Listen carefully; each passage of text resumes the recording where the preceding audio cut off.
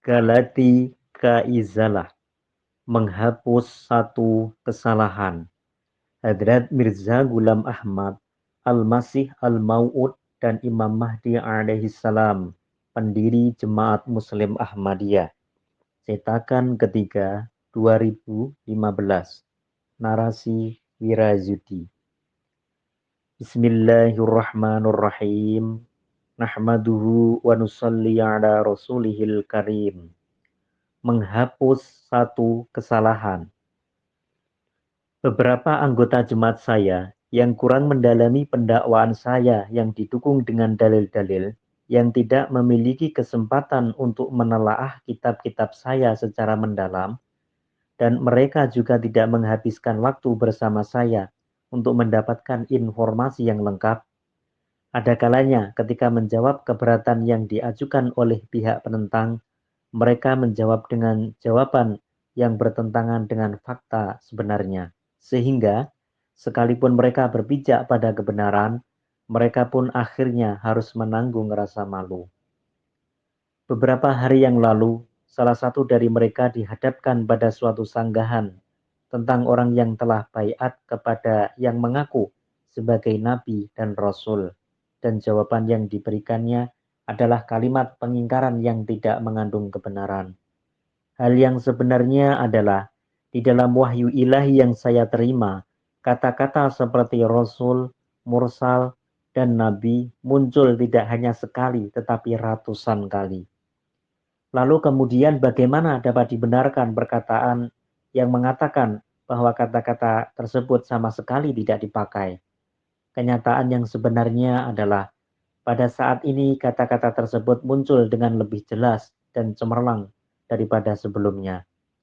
Bahkan dalam Barahin Ahmadiyah yang diterbitkan 22 tahun yang lalu, kata-kata ini muncul dalam jumlah yang tidak sedikit. Misalnya salah satu wahyu yang terdapat dalam Barahin Ahmadiyah berbunyi, A'udzubillahi minasyaitonirrajim, walladzi arsala rasulahu bil huda wa dinil haqqi liyudhhirahu 'alad dini kullih. Dialah Allah yang telah mengutus Rasulnya dengan petunjuk dan agama yang benar, guna memenangkan agama Islam di atas agama-agama lainnya. Lihat Barahin Ahmadiyah halaman 498. Di dalam wahyu ini, hamba yang lemah ini secara jelas dipanggil sebagai Rasul. Kemudian dalam kitab yang sama terdapat wahyu terkait saya, Jariyullahi fi khulalil anbiya, yaitu Rasul Allah dalam pakaian nabi-nabi. Lihat Barahin Ahmadiyah halaman 504. Dalam kitab yang sama, berdekatan dengan wahyu di atas, ada pula wahyu ilahi berikut. Muhammadur Rasulullah walladzina ma'ahu asyidda'u 'alal kufari ruhama'u bainahum. Muhammad adalah Rasul Allah dan orang-orang besertanya sangat tegas terhadap orang-orang kafir, tetapi kasih sayang di antara mereka. Di mana saya diberi nama Muhammad dan Rasul, kemudian terdapat wahyu ini yang terdapat pada halaman 557, Barahin Ahmadiyah. Dunyame iknadir ayah, seorang nadir pemberi peringatan telah datang ke dunia. Terdapat juga dalam lafaz yang lain, Dunyame iknabi ayah, seorang nabi telah datang ke dunia. Di beberapa tempat lain dalam Barahin Ahmadiyah, saya pun dipanggil sebagai Rasul. Kemudian jika ada orang yang mempertanyakan, bagaimana mungkin akan datang Nabi lagi setelah Rasulullah SAW, sedangkan beliau adalah Khatamun Nabiyin? Jawaban sederhananya adalah, tidak ada lagi Nabi baru atau lama yang dapat datang dengan cara sebagaimana orang-orang kalian menunggu kedatangan Nabi Isa alaihissalam di akhir zaman. Dan kalian juga percaya bahwa beliau akan menjadi seorang nabi dan beliau akan terus menerima wahyu kenabian selama 40 tahun, suatu masa yang melampaui periode kenabian Rasulullah SAW. Keyakinan semacam ini tidak diragukan lagi benar-benar dusta. Ayat berikut, walakin Rasulullah wa khataman nabiyyin. Akan tetapi ia adalah Rasul Allah dan materai sekalian Nabi. Surah Al-Ahzab ayat 41. Dan hadis la nabiyya ba'di, tidak ada nabi sesudahku, secara tegas membuktikan bahwa keyakinan ini benar-benar palsu. Saya sendiri sangat menolak keyakinan seperti ini dan saya percaya sepenuhnya pada ayat walakin Rasulullahi wa khataman nabiyyin. Akan tetapi ia adalah Rasul Allah dan materai sekalian Nabi. Surah Al-Ahzab 41. Ayat ini berisi nubuatan yang tak terpikir sedikit pun oleh para penentang kami. Dalam nubuatan ini, Allah Ta'ala berfirman bahwa setelah Rasulullah SAW, pintu nubuatan telah tertutup sampai hari kiamat. Sehingga tidak akan mungkin lagi bagi seorang Hindu, Yahudi, Kristen, ataupun Muslim untuk menyandang gelar Nabi. Dan semua pintu yang mengarah pada kenabian telah tertutup, kecuali pintu Sirat Siddiqi, yaitu tenggelam dalam wujud Rasulullah SAW, fana fir Rasul, yaitu ketaatan sempurna kepada Rasulullah SAW seperti yang ditunjukkan oleh Abu Bakar Siddiq. Jadi, barang siapa yang datang kepada Allah melalui pintu ini, ia akan dianugerahi jubah kenabian yang sama, yaitu jubah kenabian Rasulullah SAW dengan cara zili. Zili atau ziliyat artinya pengabdian sempurna kepada Rasulullah SAW, dan dengan peniadaan dirinya, seseorang tersebut akan menjadi refleksi dari gambaran tuannya. Dengan demikian, kedudukannya menjadi nabi bukanlah hal yang perlu dicemburui, karena ia tidak mendapatkan status ini dari dirinya sendiri, melainkan berasal dari mata air Rasulullah SAW. Dan hal itu juga bukanlah untuk kemuliaannya sendiri, melainkan untuk kemuliaan dan keagungan Rasulullah SAW. Dengan alasan inilah di langit ia dinamai Muhammad dan Ahmad. Jadi kenabian Muhammad SAW dalam uraian terakhir akan kembali kepada Nabi Muhammad SAW dengan jalan burus. Burus artinya manifestasi rohaniah atau seorang yang menjadi manifestasi rohaniah dari Nabi atau orang suci. Dengan alasan inilah di langit ia dinamai Muhammad dan Ahmad. Jadi kenabian Muhammad dalam uraian terakhir akan kembali kepada Nabi Muhammad SAW dengan jalan burus, bukan dengan jalan yang lain. Jadi ayat makana Muhammadun aba ahadim mir rijalikum walakin Rasulullahi wa khataman nabiyyin. Muhammad bukanlah bapak salah seorang di antara laki-lakimu, akan tetapi ia adalah Rasul Allah dan materai sekalian Nabi. Surah Al-Ahzab 41. Artinya adalah laisa Muhammadun aba ahadi mir rijalid dunya walakin wa abun lirijalil akhirati li'annahu khataman nabiyina wala sabila illa uyudillahi min ghairi tawassutihi.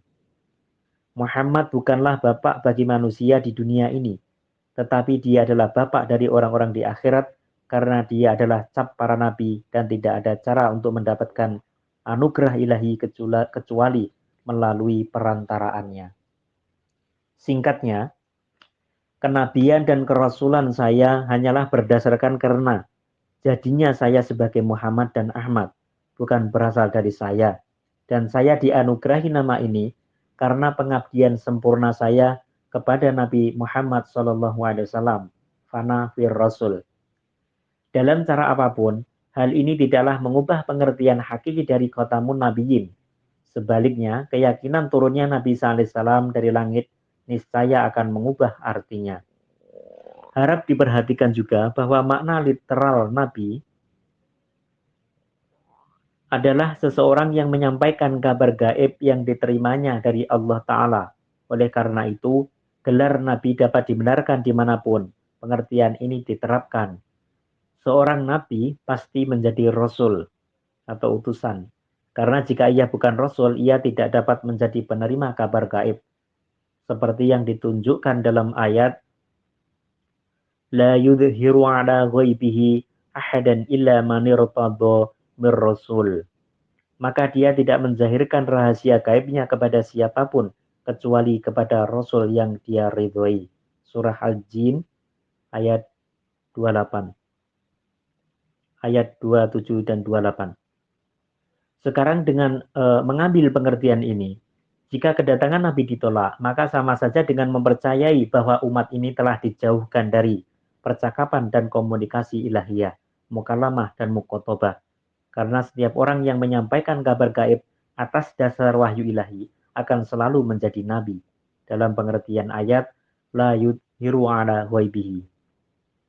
Maka dia tidak menzahirkan rahasia gaibnya kepada siapapun. Demikian pula, siapa saja yang diutus oleh Allah Ta'ala, maka ia disebut Rasul. Satu-satunya perbedaannya adalah, setelah Rasulullah SAW sampai hari kiamat, tidak ada seorang Nabi yang diberikan syariat baru. Demikian juga, tidak ada seorang pun yang dapat dianugerahi gelar nubuat, kecuali melalui perantaraan Rasulullah SAW. Atau jika seseorang telah sampai pada tahap pengabdian sempurna kepada Rasulullah SAW, fana fir Rasul, sehingga ia juga diberi nama Muhammad dan Ahmad di langit. Wa manidda'a faqad kafaro. Barang siapa yang secara dusta mendakwakan diri menjadi nabi, maka ia kafir. Kunci misteri ini adalah sebagai berikut. Pengertian sebenarnya dari khatamun nabiyyin adalah jika ada seseorang yang menyebut dirinya sebagai nabi, tetapi sedikit saja masih terdapat tabir permisahan. Masih terdapat tabir pemisahan antara dirinya dengan Rasulullah SAW, maka orang tersebut salah karena telah merusak segel khotamun nabiyyin.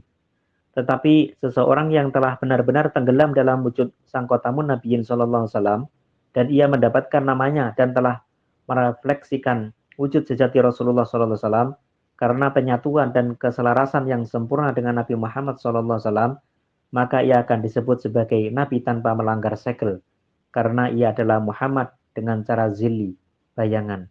Dengan demikian, meskipun ada klaim kenabian oleh sosok yang dinamai Muhammad dan Ahmad melalui cara zilli, junjungan kita Nabi Muhammad SAW akan tetap berpredikat sebagai khotamun nabiyyin.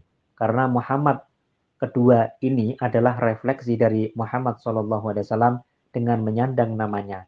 Tetapi Nabi SAW tidak dapat datang tanpa merusak cap khotamun nabiyyin karena kenabiannya berbeda dan tersendiri.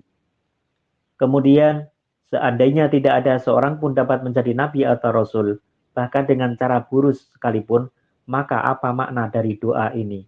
Ihdinas siratal mustaqim, siratal ladzina an'amta 'alaihim. Tunjukilah kami ke jalan yang lurus, jalan orang-orang yang telah Engkau beri nikmat atas mereka.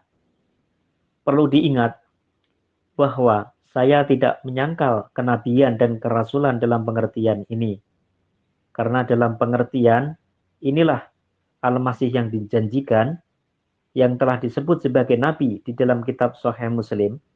Jika seseorang yang dianugerahi pengetahuan tentang kabar-kabar gaib oleh Allah Ta'ala tidak diberi gelar nabi, maka coba jelaskan pada saya dengan sebutan apa ia harus dipanggil.